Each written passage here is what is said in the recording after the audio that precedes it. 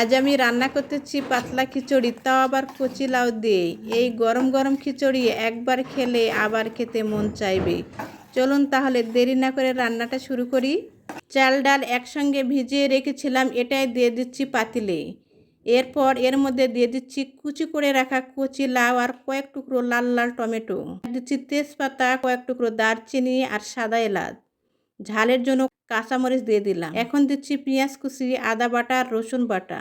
এরপর পরিমাণ মতো লবণ আর হলুদের গুঁড়ো দিয়ে দিলাম। সুন্দর করে মাখিয়ে পরিমাণ মতো পানি দিয়ে একবারে চুলায় বসিয়ে দিলাম। খিচুড়িটা একদম নরম হয়ে এসেছে। এবার এটা নামানোর আগে একটু তেলে দিব। একটা কড়াইয়ে তেল নিয়ে গরম করে তাতে রসুন আর পেঁয়াজ কুচি দিয়ে দিলাম। পেঁয়াজ রসুন যখন একদম লাল হয়ে আসবে তখন এতে দিয়ে দিচ্ছি পাঁচফোড়ন, গোটা জিরা আর একটা শুকনো মরিচ। ব্যাস, বাগারটা রেডি। এবার সুন্দর করে নেড়েচেড়ে খিচুড়িটার উপর ঢেলে দিলাম।